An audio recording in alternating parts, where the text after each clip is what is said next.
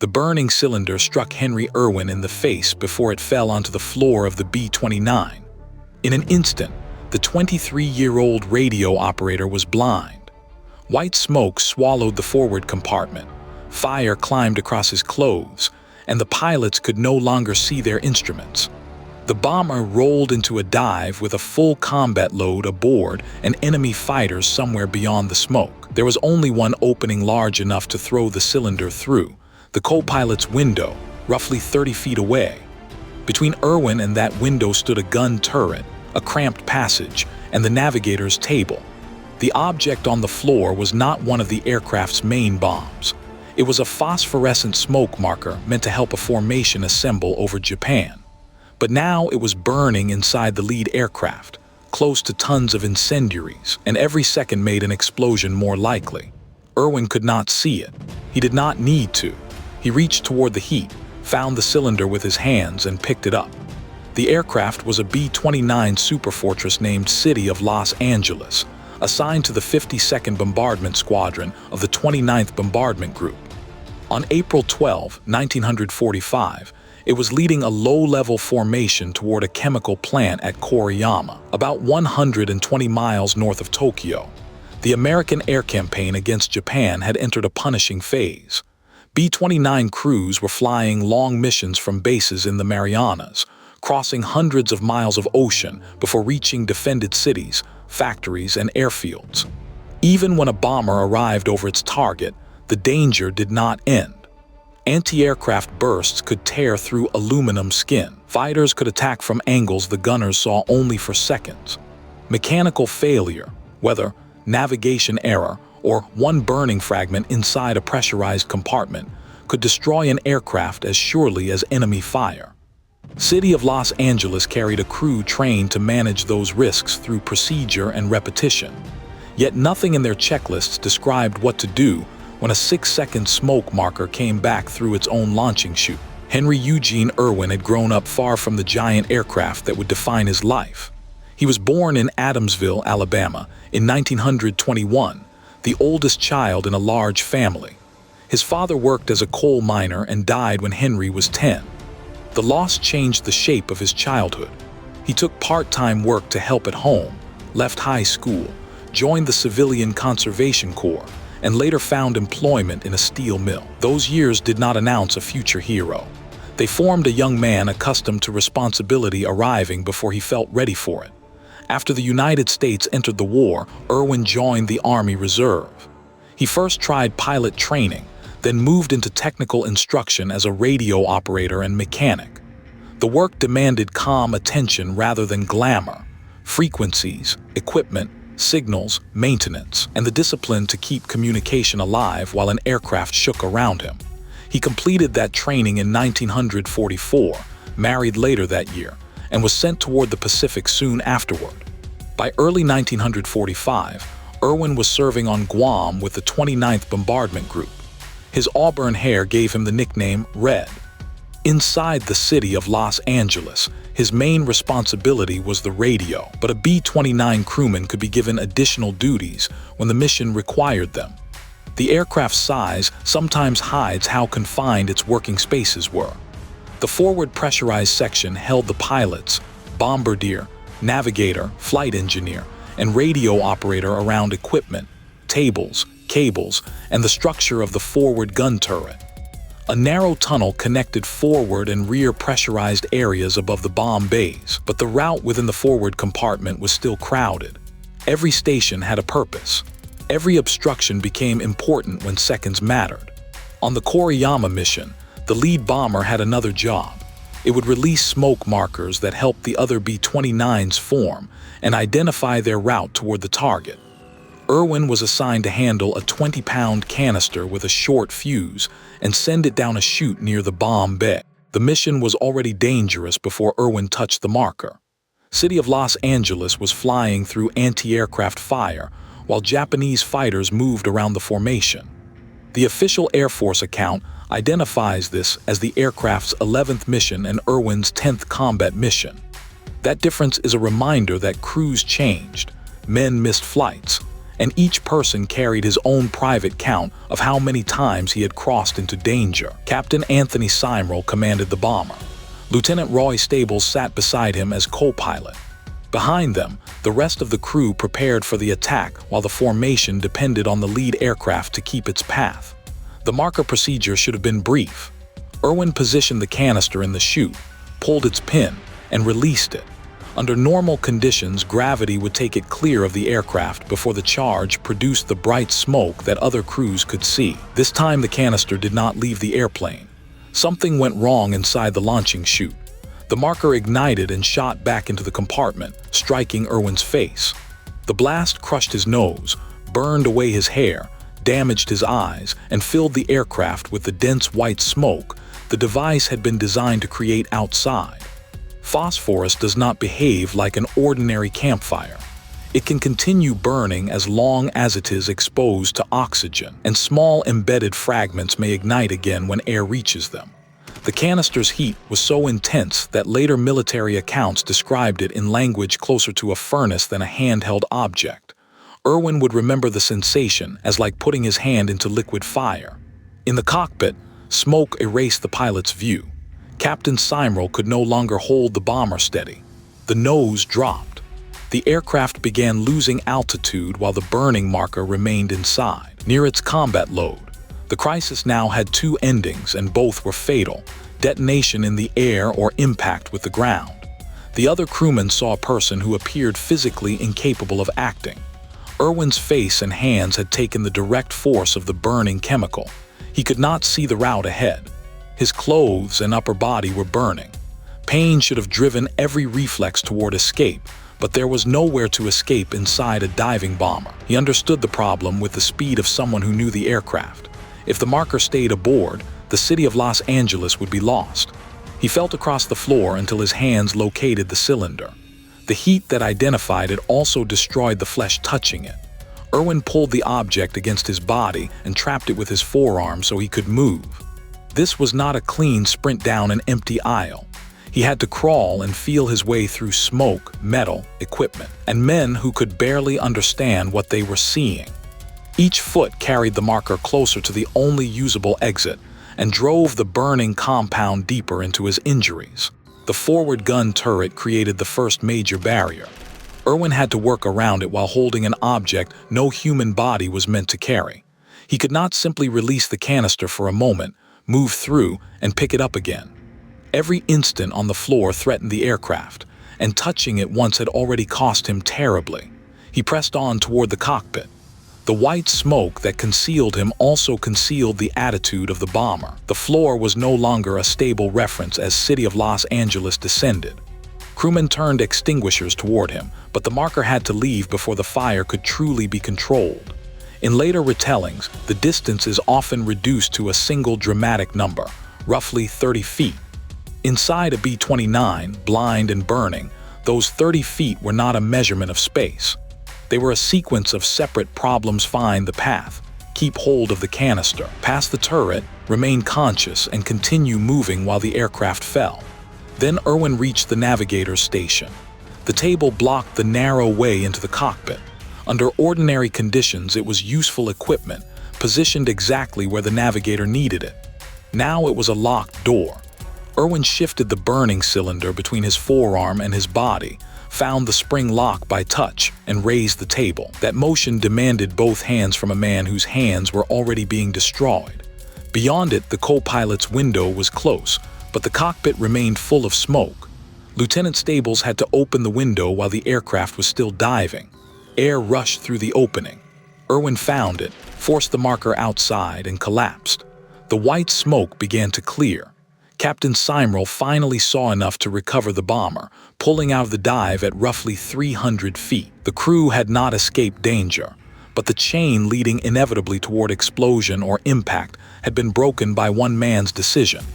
There is a temptation to describe courage as the absence of fear, but Erwin's action reveals something harder and more useful.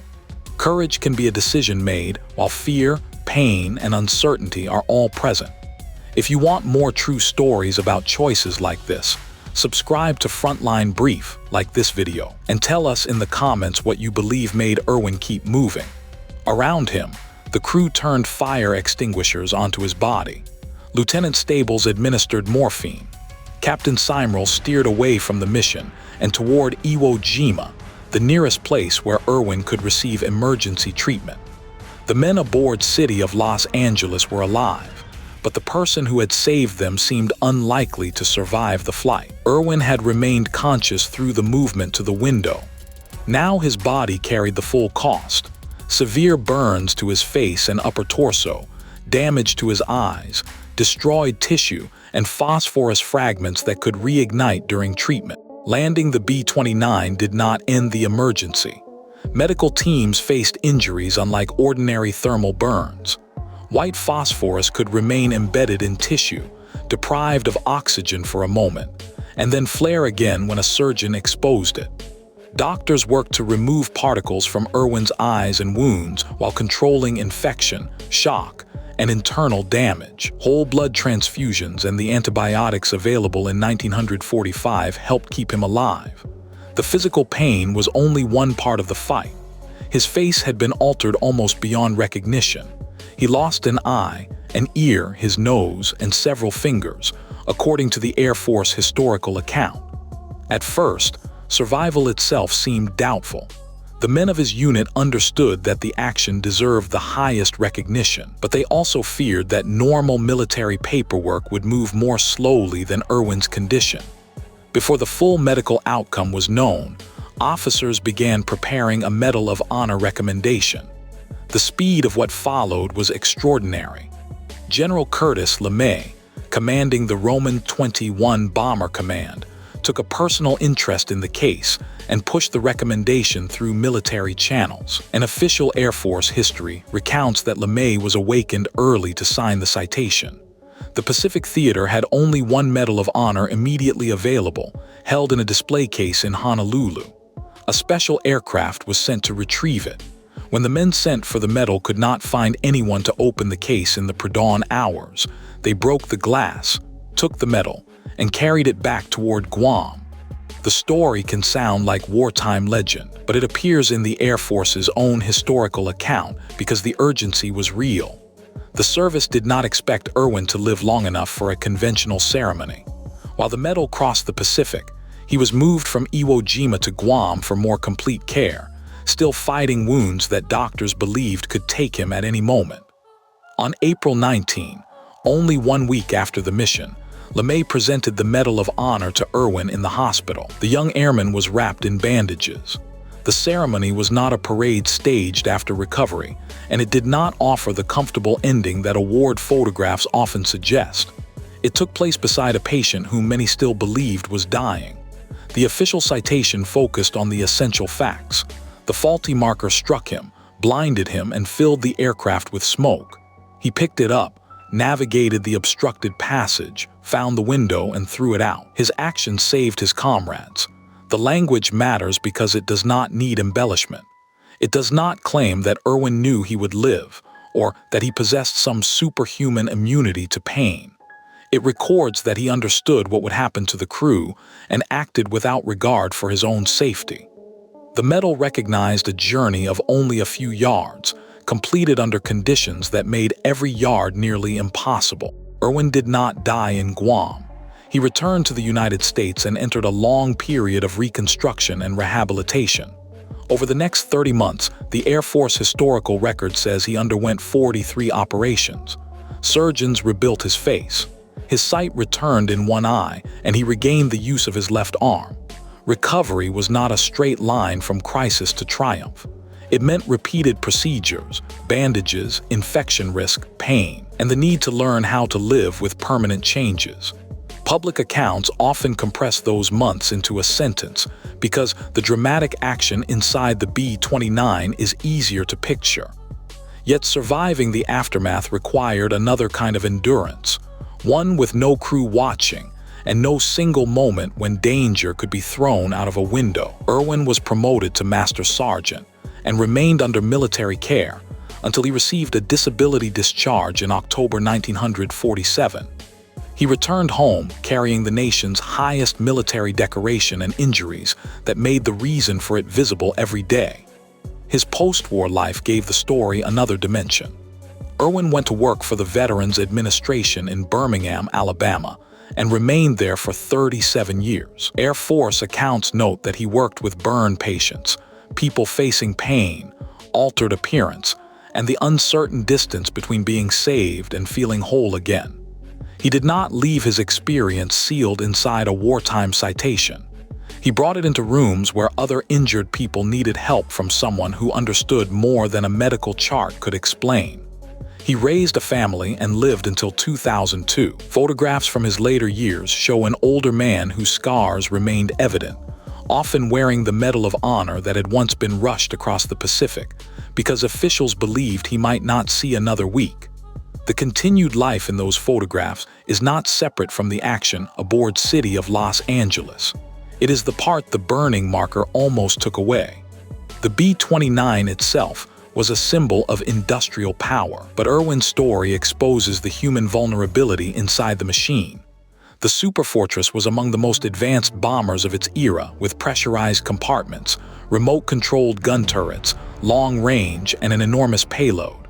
Thousands of engineers and workers had solved problems of altitude, distance, heat, weapons, and communication to put it over Japan.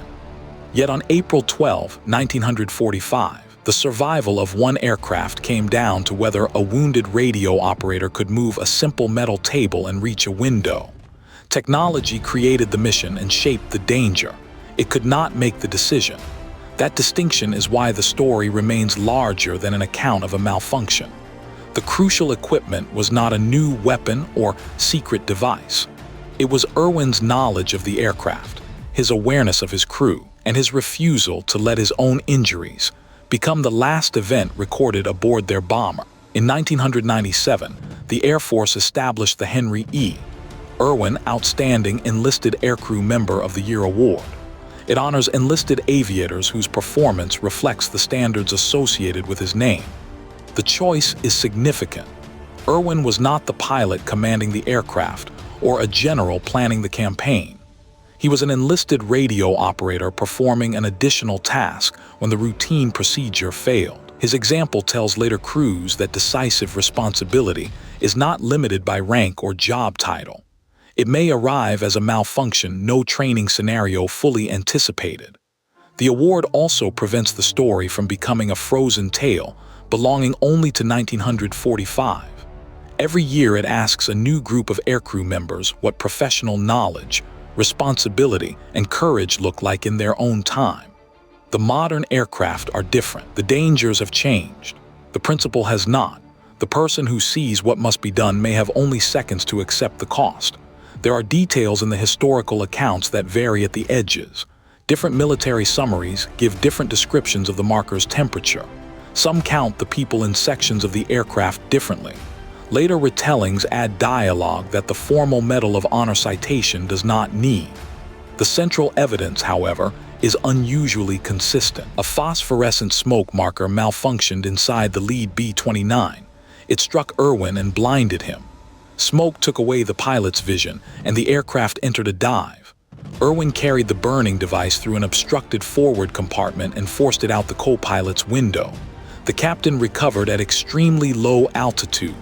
The crew survived.